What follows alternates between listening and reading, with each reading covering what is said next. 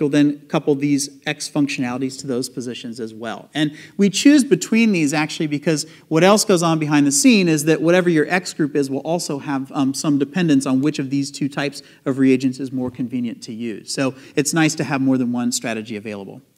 So over the years, we've been quite successful with the cysteine chemistry. I'm just going to summarize some of the molecules and what they do for you and then move on a little bit.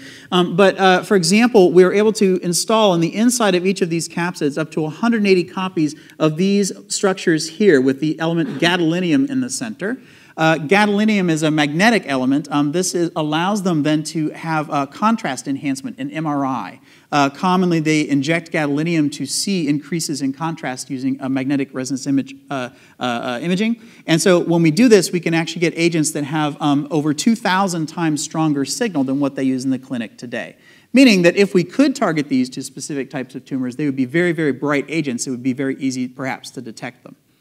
Working with my colleagues Alex Pines and Dave Wemmer, we've also developed these black structures here. These are called cryptophanes. These serve as sort of baseball gloves, if you will. They bind to xenon atoms, and it turns out you can also image xenon using MRI. This is an up-and-coming technique that's gaining a lot of steam. The idea is that xenon gives a very specific signal when it's bound to this cage versus when it's free in the blood.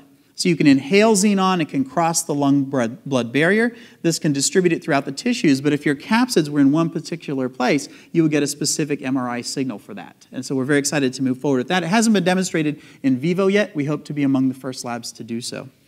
And we also work a lot with positron emission tomography where we put radioisotopes on the inside of these. These are things like copper-64 and fluorine-18 as well. And so the point of this is that because these are inside this shell, we can rapidly go back and forth, changing the nature of the